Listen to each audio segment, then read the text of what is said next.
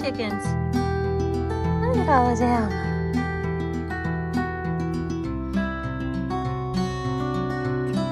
You many pretty girls out there. Look at those pretty girls. Hi there. Welcome back to the Tailor-Made Homestead. Welcome to my garden. Trying not to be overwhelmed right now, but it is officially fall. I'm sure everybody can feel it, so happy fall to everyone. Yes, trying not to be overwhelmed. Felt like I was pretty good at cycling through, coming out here, picking things as they were coming in. We got a lot of cucumbers this year. Did a little bit of pickling, but not much. We have a bunch of pickles from last year that we put up, and I noticed that some of my pickles were a little bit bitter this year. I don't know, it's not our first thing that we grab out of the garden, I guess I'll say. So there are a couple things that I feel like I need to get to before fall. I mean, before the frost really kicks in. I feel like we're gonna get the news tomorrow and it's gonna be freezing temperatures overnight. So I thought I would be proactive and try to come out here and start harvesting before that happens. So I really need to get the rest of my elderberries picked. I'm not super worried about those with the frost because I've just been picking them and putting them into the freezer so I can take care of all of those at once. But I have like a whole other side of them that I need to get, and I rather just get them now while they're ripe because the birds are eating all of them too. I have a squash patch over here that I kind of just let go. It didn't really get watered all that well. I had irrigation on everything, and this was kind of my one spot that I didn't get the water on. So it kind of struggled all year. I didn't expect it to do anything, and then the other day I noticed that there's a couple butternut squash that are trying to grow and come in. They're actually pretty good sized. They just, it's a bummer because I love butternut squash and I wish I would have thought that one through. But we've gotten a ton of zucchini. I've given a ton of them to the chickens. They're over here fighting over chunks of the zucchini right now. The one thing I really need to get to, and I'm a little nervous and I keep putting it off because Ace really loves to, well, I feel like he loves helping me with this project, is the potatoes. They're really fun to dig up, and I'm a little nervous because I think they were ready a long time ago, and if you leave them in the ground too long, they can start re-sprouting and regrowing, so I hope we're not gonna dig up something like that. But we really need to get them out of the ground and start curing them because once we hit cold temperatures, I don't want them out trying to cure. What else? I would also like to get a bunch of my calendula picked here before those go away. I would like to make some sort of infused oil with them and then figure out later on what to do with it. Every year we get just like a mass amount, and this kind of keeps growing and growing. Once you have calendula planted, once it reseeds, you don't ever really need to plant it ever again. So that corner is dedicated to calendula forever. What else? I was gonna pick a few more green beans to see if I couldn't pickle up some green beans and carrots together. I have a ton of carrots I need to get to. I'm not as worried about those because they can almost overwinter in the ground sometimes. I let them stay in the ground last fall and winter, and it was like the foliage of the greens when they sort of canopied over the carrot bed from the snow getting heavy on the greens. It kind of kept this nice little insulated blanket, so when I needed to come out and pick some carrots, I was able to do that. It was like keeping the ground from freezing all the way up. And then the other thing I really need to get to, I doubt I'm gonna get to all of this today, but the other thing I need to get to is my tomatillos. I tried a little while ago to come out and just sort of pick them as they came in, and they just weren't ready yet. But now this whole deal is all tomatillo plant. So So many tomatillos I think are ready on there, which is exciting because I love tomatillo salsa, and I made this really yummy tomatillo hot sauce a few years ago, and I'm just down to a few jars. It's really tangy, but it's got like just a little kick in it, and I think this year I'm going to try to add some more heat to it to make it like a real hot sauce, but it's more of like a green hot sauce. And then yeah, we just have pumpkins. Got a big old pumpkin patch here. Our corn, I don't know if we've gotten any corn off of it. I see like a couple that look like they could be ears, but I think I'm just gonna use my corn stalks for decoration on the front porch. Our spaghetti squash did great this year, but they're big and they're still not yellow yet. There's a couple that have like a hint of yellow to them. So those might have to come in and do some ripening inside, but I'm just gonna leave them as long as I can.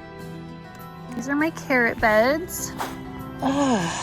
We have had issues with the yellow jackets this year, and they're like slow, and I don't know what the deal is, but they've been on really weird things this year. Like they infested our sunflowers, and there was like a sunflower beetle that we had never had before, and they were very attracted to those. Seemed like they ate all of those. Anyways, that just made me think of it because they're just sitting here on these are carrot flowers. So this is the flower, then it turns into like, I think you can kind of see the formation of the seed, but they have to pretty much turn completely brown before you collect them. I only had a couple that went to seed, so I'm letting those go so I can collect the carrots. But my beds here, I've got this one, and I've got this one over here that I need to collect carrots. And look at my girls over there. Loving on each other. Oh, I love them. So sweet. Okay. And then we also have a little pumpkin patch over here too. And then on the other side are my tomatoes, and I'm feeling really good about the tomatoes this year. I've been picking them as they've been coming in. Can't really see them, they're just like right on the other side of this pumpkin foliage, but I've been picking them as they've been ripening, and they're almost done. My cherry tomatoes back here, they are not slowing down. My main focus has just been on trying to grab my paste tomatoes as they come in. But the pumpkins have done great this year. We've got quite a few good carving pumpkins. And then I'm a sucker for these green, I think they're a Jaradale. I think that's how you pronounce them. And it might be one other variety too. I know I planted a Cinderella pumpkin out here, and I think they call it a warty little thing. You're supposed to have little warts on it. And I don't know if those came to be that way. I'm not really seeing any warty like pumpkins out here. Some of my beds, like this guy over here, got completely taken over by weeds. This one here got completely taken over by grasses and mullein, which is fine. I just wish I would have done something with them. There is asparagus and strawberries in there, so I hope I didn't lose them and kill them with all these grasses and whatnot. But she's a jungle. Yeah, we're at that jungly time of the year, and I gotta dig deep because I'm a little overwhelmed, and I'm really looking forward to bringing the projects inside. So there's a little garden tour of where we're at. I really need to get the potatoes and the tomatillos and my onions. I'm not gonna have that many onions, but the ones that I do have, I need to pull those. I think I'll start with the tomatillos and the onions, and we'll wait for Ace to get home and see if he can help me with the potatoes. We'll just see what time he gets home, or maybe that's a project for tomorrow. But here we go.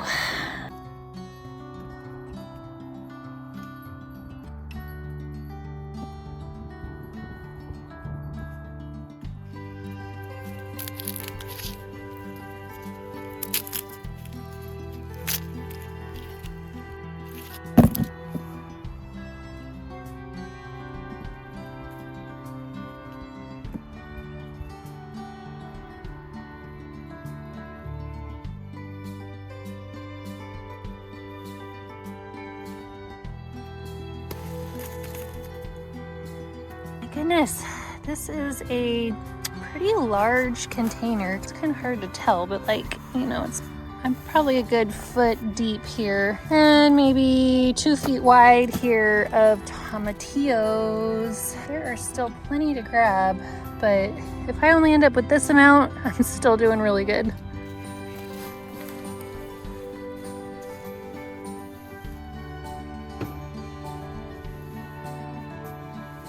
Okay, now I've got to weed through these grasses here. My red onions are in this bed, so I know I'm gonna have to pull the grass while I'm pulling out onions. The top already came off, that's kind of weird.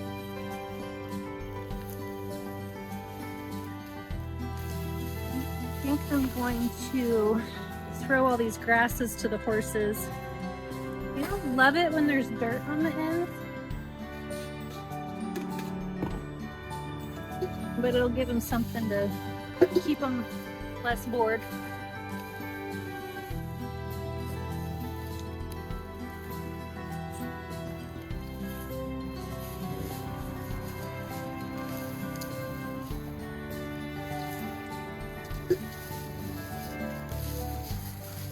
Well, I've made a pretty good dent in here.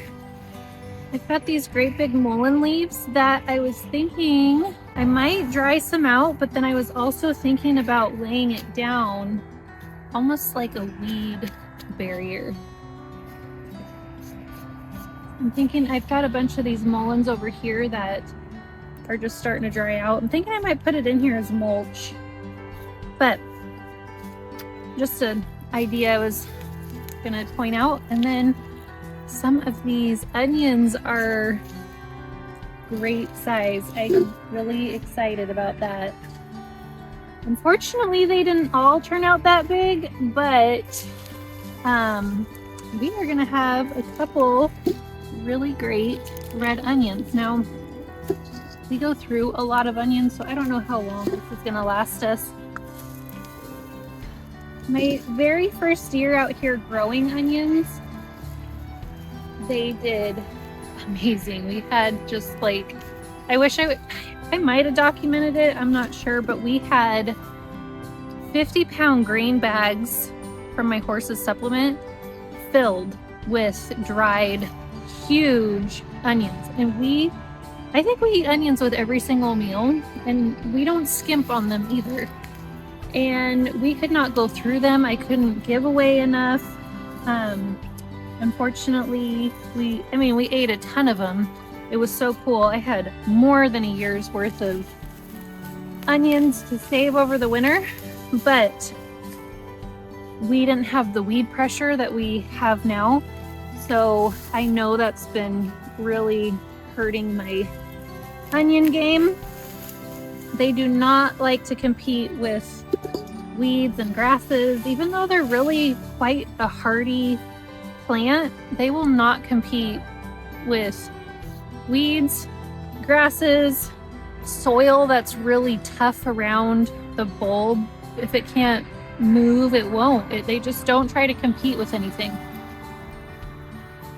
So, unfortunately, it messes with getting your mass harvest of onions if that's what you're after. But pretty excited with what we've got so far.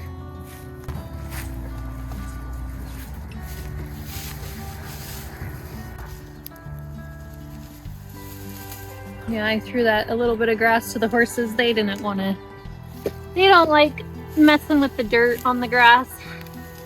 So I have another little pile here of grass. I'm gonna give it to the chickens and they will go nuts over the grass.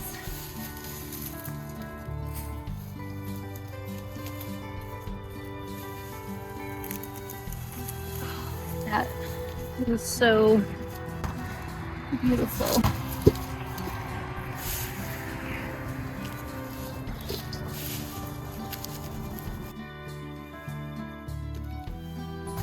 Even though I know it's going to be fertilizer to these grasses, I'm really looking forward to putting a really thick layer of horse manure in here And I'm gonna do this with all my beds as I start clearing them out to build up my soil level.